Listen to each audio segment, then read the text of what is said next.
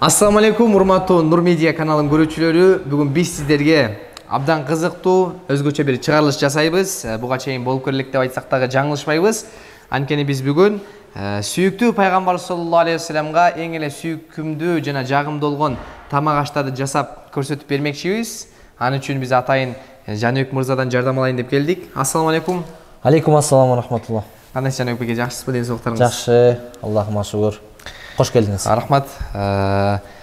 Бул жакты тааныштыра кетсек, Жаныбек байкебиз көп жылдардан бери илим алып, шарият илимдерин бүткөн соң, ошону менен биргеликте эле мына ашпозчулук тармагында мыкты өздөштүргөн адис ашпозчулардан деп айтсак дагы жаңылышпайбыз. Себеби баягы кыргызда сөз бар эмеспи? Жигитке 70 өнөр азык кылат дегендей, Жаныбек байкебиз илим менен өнөрдү бириктирип, мына пайгамбарыбызга жаккан тамак аштарды изилдеп, ошону азыр бизге жасап көрсөтүп бермекчи. Эми мындан нарда келечекте Аллах буйруса, пайгамбарыбызга жаккан тамак аштарды мына Жаныбек байкенин жардам менен силерге чагылдырып бергенге аракеттенебиз. Кандай дейсиз? Албетте, иншалла. Анда баштадык. Жаныбек байке, бүгүн бизге пайгамбарыбызга жаккан тамактын кайсысын көргөзүп бересиз? Бүгүн пайгамбарыбызга эң эле жагымдуу болгон сарид тамагыны көргөзөбүз иншалла. Абдан жакшы. Ага эмнелер керектелет? Бизге керектелүүчү нерселер эт, туз, суу, андан өтө жөнөкөй жана жеңил.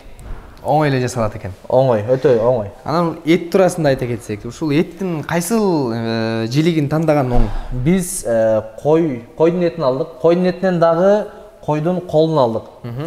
Себеби хадисте келет: "Утия набий саллаллаху алейхи ва саллама бил-лахми фадуфиа илейхи зирау ва кана ю'джибуху фанахаса минха." Күндөрдүн биринде пайгамбарыбыз саллаллаху алейхи ва саллам койдун эти алып келинет. Койдун этинен да, ошонун ичинен дагы койдун колу берилет. Пайгамбарыбыз ошону өтө жакшы көрөт болчу, койдун колунчу. Анан ошондон пайгамбарыбыз мүлжүп жейт. Ошондой эле биз дагы бүгүн мынакей койдун колун алдык. Пайгамбарыбызга эң жагымдуу жери. Мына туугандар, өзүңүздөр көрүп болгондой, Жаныбек мырза хадис менен да далилдеп айтып өттү. Пайгамбарыбызга көбүнчө койдун эти жаккан, болгондо дагы койдун кол эти. Кол эти жаккан. Баштадык банда? Анда эмесе баштайлы. Биринчи ушул этибизди бөлүп алсак. Бул жерде жалпысынан кол эти деп айтылганы менен, бирок бул жерде мүчөлөгөндө бул жерден 3 мүчө чыгат. Анда эмесе бисмилла деп мүчөлөп бөлүп даярдап алайлы. Анан Жаныбек байке, ушул койдун кол этинен жаңа айтып өтпөдүңүз, 3 жилик чыгат депчи? Аттарын да айта кетсеңиз болобу? Албетте, сөзсүз. Мынакей экиге жалпысынан 3 жилик чыгат бул жерде. Мына бул кармап азыр учурда кесип жаткан жерибиз бул кар жилик деп аталат. Ал эми бул сиздин кармап турган жериңиз бул күн жилик. Күн жилик. Мынакей бул кар жилик. Ал эми бул күн жилик. Бул болсом күн жилик. А бул далы. Далы. Жалпысынан кол деп аталганы менен, бирок бул жерде 3 мүчө чыгат. Абдан жакшы. Бул баягы кыргыздын кыран жигиттери унутпай билип жүргөн нерсе экен. Ооба, туура айттыңыз. Энди будан кийин кылат ишибиз. Баштайлы. Этибизди казанга салабыз. Бисмилла. Судан куябыз. Судан куя бериңиз. Канчалык куяйын? Судан куя бериңиз. Себеби хадисте келет эмеспи? Ида табахта маракатан фаакфир мааха ва таахад жиронака. Качан шорпо бышырсаң, суусуну көрөк куй жана коштолоруңар дагы көңүл бур деп пайгамбар саллаллаху алейхи вассалам айткан. Пайгамбарыбыз ар дайым үммөт тарбиялап, өзүңдү эмес өзгөнү да ойло деген турбайбы? Ооба, туура айттыңыз, машалла. Эми шорпобузду ылдый градуска коюп, акырын кайнатабыз. Себеп канча акырын кайнаса, эт ошончо жумшак болуп чыгат. Ал эми баягы эт каттуу болуп калганда, аны башында аябай каттуу кайнатып коюшат. Кийин эт жумшабай, бышпай коет. Эми шорпобуздун даяр болушун күтөбүз. Мынакей Мирбол, шорпобуз да кайнап калды. Эми шорпобуздун даамын дагы арттырыш үчүн кичине пияз кошуп койсок, иншалла жакшы болот.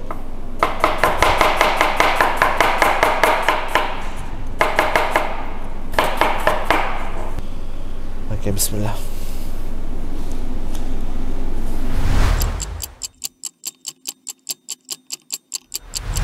Мынакей Мирбол, этибиз дагы бышып, тамагыбыз даяр болуп калды. Кандай эмесе, эт чыгарып алсак, Кана бисмилла. Bismillah. Жаныбек беке еттин жети буркурайт го. Машалла, аябай сонун жытанып атабы. Жумшак бышты, Сонун жумшак бышып тур аябайчы.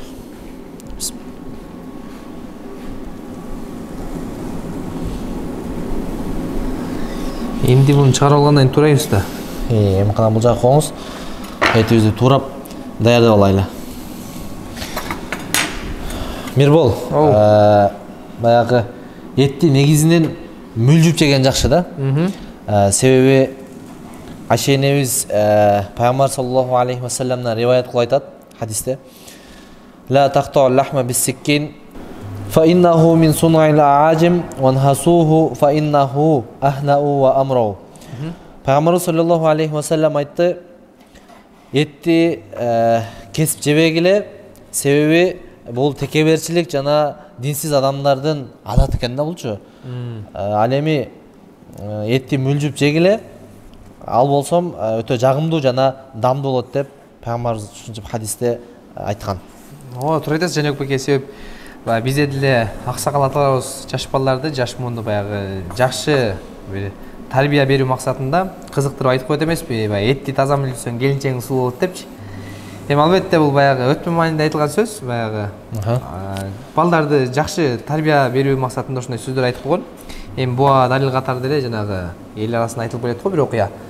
Бир падыша бир жака барып анан кайра сапардан кайтып келип, шаарына келгенде бир кокусунан жерден чала мүлжүргөн этти көрүп калып турган, элим ач калган турбайбы деп айткан экен да. Себеп баягы ачка адам бир этти толук жеп бүтпөй эле чала мүлжүп кийинкисин өтөрөт экен да. Таза мүлжүгөн баягы ток бейилдиктин белгиси депчи. Машалла. Анда эмесе этибизди турап даярдап алдык. Эми нанды турап даярдайлы, андан кийин шорпобузду куябыз буюрса. Нанды майда кылып эле тура беребиз. Ооба, нанды майда кылып колдо турап даярдап алсак, кана бисмилла. Бул негизинен сарит деген сөз, сөздүктө бул туура майдалоо деген маанини берет да.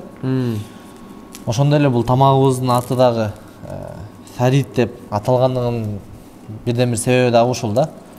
Нан буга турап кошулат. Негизи бул ушул бүгүнкү күндө деле бизде деле илгертен эле ата бабалар ушу шорпого нан турап жеп келет го. Конок алып калсаң деле биринчи тамагына шорпо алып келгенде нан турап жешет го. Ооба.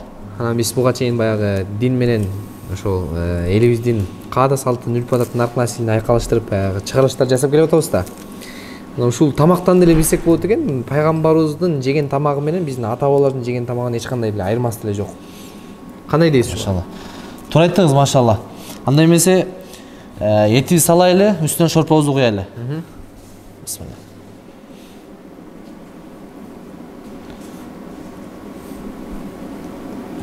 Анда эмесе шорпобузду куябыз, Кана бисмилла. Биринчи нанды тура алабыз, анан үстүнө эт, анан кийин шорпо, аягында. Ооба. Бисмилла.